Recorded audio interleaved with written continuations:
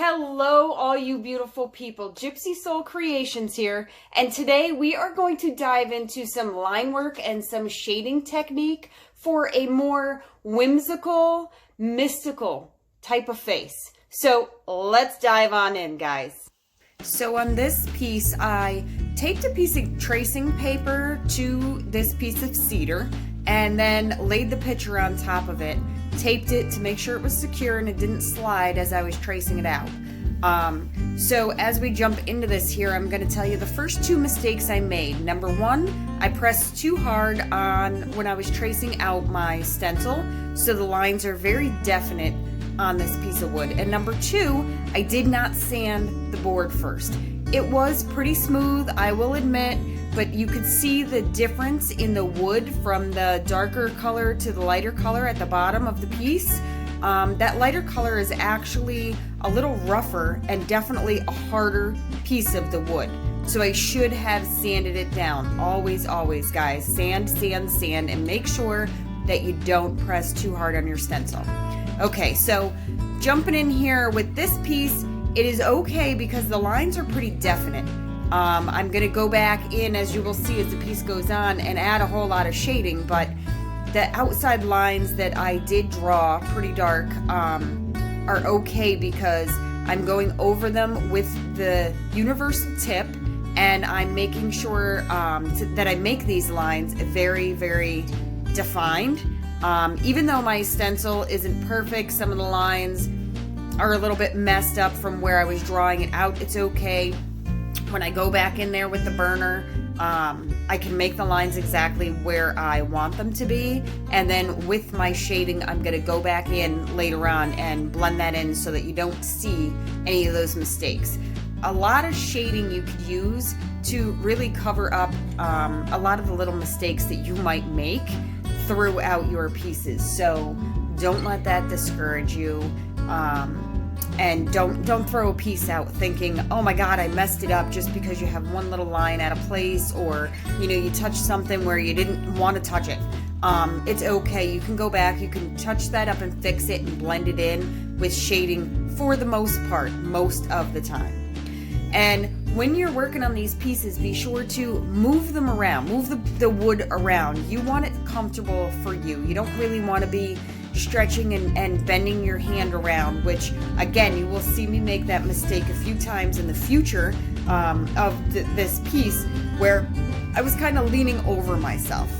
So once I kind of got done with the line work for the most part and got into trying to add a little definition to the face, I tipped that universal tip on its side just slightly so that I could burn a little darker and pull it over a little bit for the center of the eye, leaving the slightest bit not colored in fully to add for a little highlight.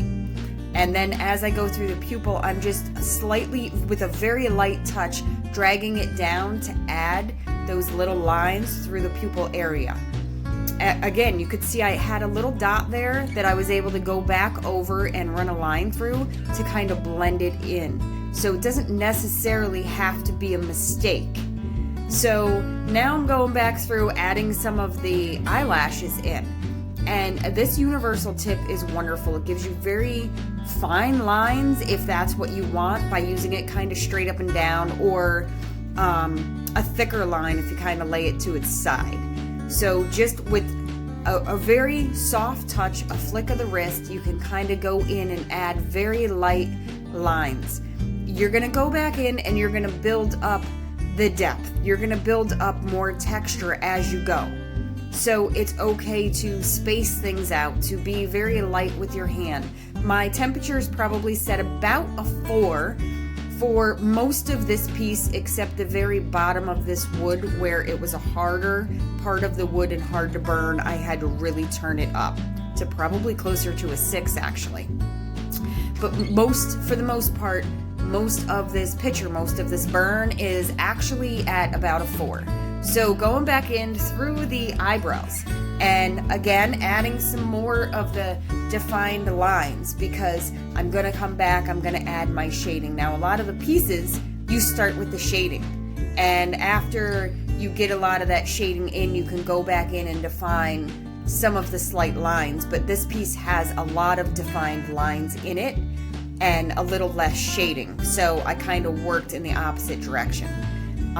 Again, for the mustache, adding in some of the lines that I'm creating. I'll go back in and shade after, but so, you know, when you can't visualize the big picture, and a lot of people can't when you're first working on this, when you're first getting into these art pieces, and it might look like a whole lot of nothing, a whole lot of little worms, a whole lot of little squiggly lines that I'm going at here. But I promise you, in the end, it will truly look like something. So just kind of adding some structure, some texture with this same universal tip, still set at about 4, and just kind of swiping over it lightly, bending with some curves, adding a little texture, not such straight fine lines. You guys can play around with the different tips, and I'll have other videos just specifically on the tips and what they do, but I tend to really like this tip because I feel like I can do a lot with it, whether I'm using it straight up and down, whether I'm kind of leaning it on its side, whether I'm trying to make straight lines, squiggly lines, or laying it on its side and pulling for more of a shading effect. I feel like I can use this tip for a lot of the things I do. I don't have to change out the tip as much.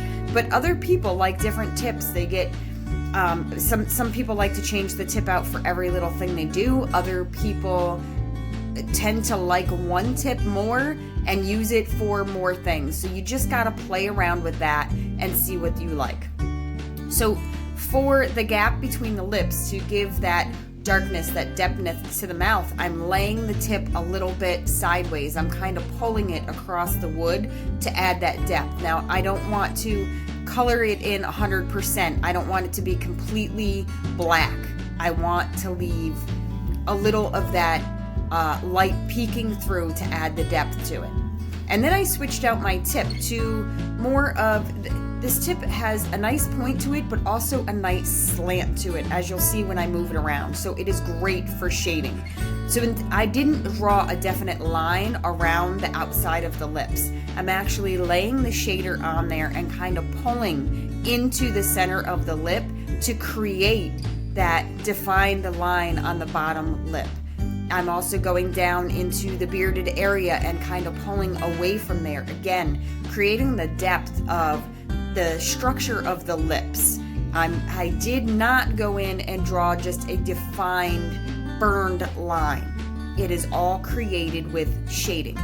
And you can go in there, you can pull lightly, very light.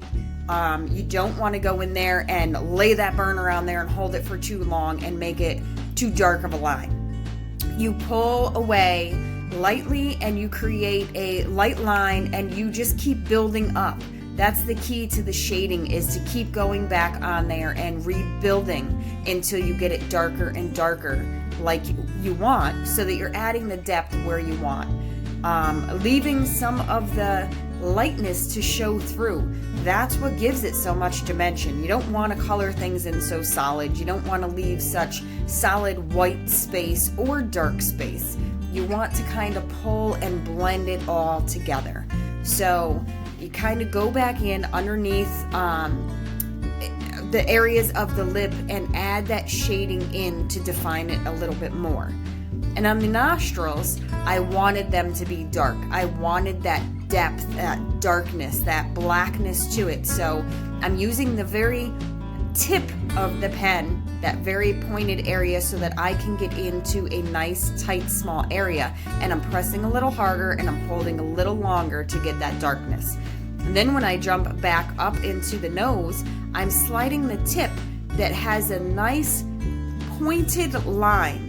And I'm kind of going around in a circular motion to add that structure to it. And down the bridge of the nose, I'm kind of adding a little lines with the very tip of it, and then kind of laying it just slightly flatter so that I can pull and add just a soft shading over top of that lined area so that you get more of the structure of the nose. And rounding off kind of on the ball of the nose gives it more of that realistic look, more of that rounded, tipped look. You want to shade right underneath the bottom of the nostrils to give it that three-dimensional look, that depth to it. You want it to stand out away from the rest of the face. Sorry, excuse me, a little blurry here, guys, but okay, the camera had to readjust for a moment. Sometimes moving my hands in this throws my camera off a little bit, and I truly apologize, but I will get it back into focus always. So, okay, back into the shading. So adding this little bit of shading around the nostrils, around the bottom of the cheeks, and around the chin area kind of sets it apart. It gives it more of that three-dimensional look to a face that you really want to bring out. Now the lines that you see around the cheeks, around the chin, those aren't burned in there first. They're actually, you see them stand out from the tracing paper that I used where I pressed a little too hard. So in the burning, I'm just laying the burner on it, pulling it away to add that shading and definite area to it. And through the beard, I am laying it a little flatter. I am adding the little shading by laying it flatter and just pulling it through certain hairs to let them stand out from the others, from the other lighter pieces. The same thing when I'm creating the structure around the eyes. I want to give it the depth, the heaviness of the eyelid around there, and create the structure of the cheek by kind of doing a little bit of line work with the tip of this particular pointed tip burner that I'm using, and then laying it flatter and pulling across it gently to add the light shading and just texture to it. So again, this tip is used for many things. As you tip it up and point it, you can do a little definite line work, and as you lay it flatter, you can add some beautiful shading and some beautiful structure. So you go back in there and you create the heaviness around the eye, letting it stand out, I want him to be a little aged. I want him to show the wear and tear on his face, of the heaviness almost to his face. And I'm doing that with the shading. So around the eyes, almost like some of us have crow's feet, I'm going in there, I'm adding some lines. I'm adding the aged look to his face by using the tip of this and creating some lines. And then laying it a little flatter, pulling a little slower to add just that shading over top of those lines to create the aged look, the depth of it, the heaviness that we want to create around here. So it is, going a little faster in this video for your viewing pleasure, of course, because you'd be completely bored sitting here for the hours that it has taken me to do this. But so no, it's not a fast process, guys, but it's so worth it. Watching a piece like this come together is so worth the time that you put in. You're stepping into your right side of your brain, your creative side, and as you focus into this, you kind of let go of that overanalyzing and that logical side, and you're stepping into the creative, which is tapping into your passion. It is tapping into that light-hearted, adventurous side. So don't go into pieces like this so worried about messing up. Because like I said, you can go back in with shading and you can touch it up, you can blend it in, you can recreate. Don't put so much overanalyzing into it before you start. Just simply start. It is like true therapy to just dive into using that creative part of your mind.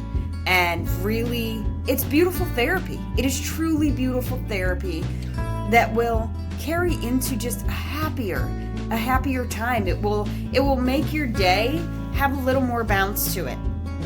So jumping back into the shading again, now I've kind of finished up with a lot of the face area and I'm moving into the outside. Now I've already kind of traced out some of the definite lines, and I'm just going back in, laying the same tip a little flatter to create a little bit of depth, a little bit of soft shading, and I layer that. I go over and over to add the little darkness to it, to create the depth to it, that I am looking for.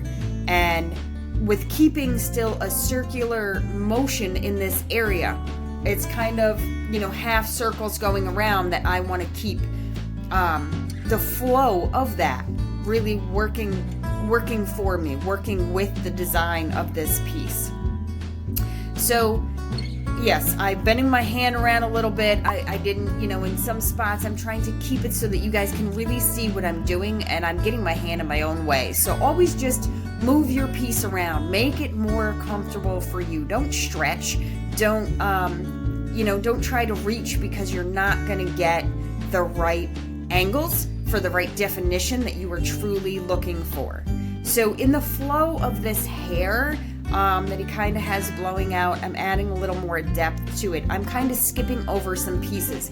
I'm adding some light shading on some pieces, some darker shading on other pieces, and other pieces I'm kind of just leaving with the color of the wood, so that they are the highlighted pieces. They are really going to stand out. I don't necessarily do it for the full piece or strand of the hair. I'm kind of going through and leaving little pieces of that out, as you can see if you look at some of the hair strands that I already have shaded.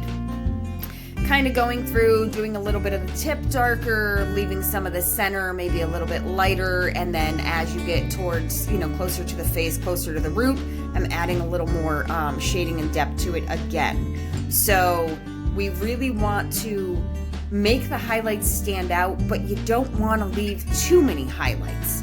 You don't want to leave too many pops that really stand out. You really want to pay attention to what areas you want to really stand out and catch the eye of whoever is going to look at this piece. And so don't feel that you're adding too much shading to it, because you want those little highlights to pop and to really catch the eye. So adding into the stars, I did just a crisscross pattern to kind of blend that in. I added the polka dots around with the ballpoint tip around the center of the face to, again, create a little depth to it. And this is the finished piece, guys. Now, I don't have a sealer or anything on there, but this is my finished creation. So for my second piece of jumping into Pyrography, I'm pretty darn proud of it. I hope you guys really like it. I hope that you are learning something from these videos. Always feel free to reach out with any questions. Hit my subscribe button, subscribe to my YouTube channel so that you can see all of my creations coming out. So much love, guys.